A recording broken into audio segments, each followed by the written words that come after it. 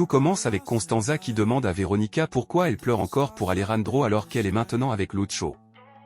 Celle-ci lui répond qu'elle pensait pendant tout ce temps qu'Alejandro était son ennemi, mais qu'elle se rend compte aujourd'hui qu'il est peut-être une autre victime. Elle lui confie alors qu'elle doit se réfugier dans l'affection de Lucho et dans l'espoir de récupérer son fils, car ce sont les deux seules lumières qui brillent dans tant d'obscurité. Cependant, la conversation s'interrompt brusquement lorsque David et Cecilia s'approchent, forçant Constanza à s'enfuir. Par la suite, Veronica soutient David et Cecilia, et leur avoue qu'elle a besoin que quelqu'un autour d'elle puisse être heureux. Pendant ce temps, ailleurs, Alberto essaie toujours d'expliquer à Antonia qu'il n'a rien à voir avec le vol dont on l'accuse. Antonia fait semblant d'y croire et lui apporte son soutien, mais en réalité, elle complote sa vengeance en secret. C'est alors que Poncia débarque et lui demande si le baiser donné à Alberto n'était pas en réalité un baiser de Judas. De son côté, Francisca rend visite à Gaston à la radio pour lui apporter de la nourriture. Elle lui remet également une lettre anonyme dans laquelle il est écrit que sa défunte fiancée, Innocencia, est morte en essayant de se défendre de son violeur, Chacon. Au même moment, Ramon supplie Antonia de ne pas le tuer.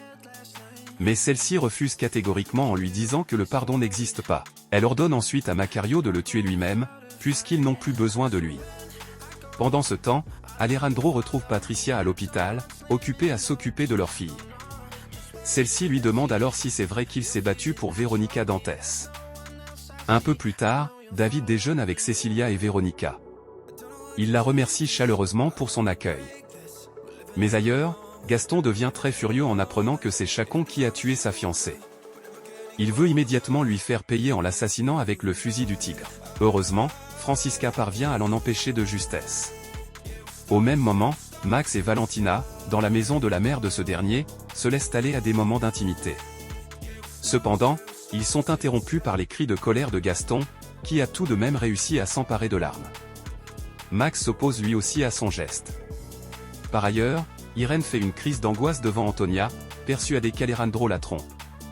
Antonia, ironique, lui conseille de s'occuper de Lucia, sinon c'est elle-même qui poussera Alejandro à la tromper. Entre-temps, Lucho rentre heureux et danse avec Veronica, car il a réussi à obtenir des documents compromettants pouvant envoyer Ruyo en prison. Mais leur joie est interrompue par un appel leur annonçant ce que Gaston s'apprête à faire. Ils se rendent alors chez Francisca et tentent de raisonner Gaston pour qu'il ne se laisse pas manipuler. À l'hôpital, Patricia demande à Alejandro s'il est amoureux de Veronica. Celui-ci lui répond qu'il ne sait pas clairement ce qu'il ressent, mais insiste sur le fait que Veronica est déjà prise et que la seule chose importante pour lui, c'est sa fille Lucia. De son côté, Veronica continue de calmer Gaston, tandis que Francisca reçoit une vision négative au sujet de la vengeance. Elle leur demande de ne pas poursuivre dans cette voie, car selon elle, seul Dieu peut rendre justice. Toujours à l'hôpital, Antonia et Irène rendent également visite à la petite Lucia. Antonia lui offre une grosse poupée pour qu'elle ne se sente pas seule, et Irène demande à Alejandro, devant la fillette, de lui promettre qu'il ne la quittera jamais. Un peu plus tard, Max annonce à Veronica qu'Antonia l'a renvoyé parce qu'il a frappé Alberto. De son côté, Antonia demande des explications à Alejandro concernant les escroqueries à la mine, tout en faisant semblant de ne pas être affectée. Le soir venu, Veronica tente de célébrer ses fiançailles avec tous leurs amis. Mais l'ambiance n'est pas au rendez-vous, les autres n'étaient pas d'humeur. Lucho en profite pour lui expliquer que cette vengeance affecte énormément leurs proches. Pendant ce temps, au téléphone, David demande à Cecilia de devenir sa petite amie. Mais cette dernière, amusée, lui demande d'abord d'être romantique. Par ailleurs, Antonia remet de l'argent à Lucas pour qu'il en finisse une bonne fois pour toutes avec Alberto. De son côté, Lucho rend une nouvelle visite à Lucecita, mais cette fois pour rompre avec elle. Il lui fait comprendre qu'il est désormais fiancé et qu'ils ne peuvent plus continuer leur relation clandestine. Il lui demande alors d'essayer de trouver le bonheur ailleurs. Cependant, alors qu'il s'en allait, Ruyo le surprend et l'arrête. Lucho parvient tout de même à s'échapper de justesse. Pendant ce temps, Gaston et Constanza se confient l'un à l'autre. Gaston avoue qu'il souffre de posséder des preuves sans pouvoir les utiliser, tandis que Constanza lui confie qu'elle se sent aussi prisonnière qu'avant.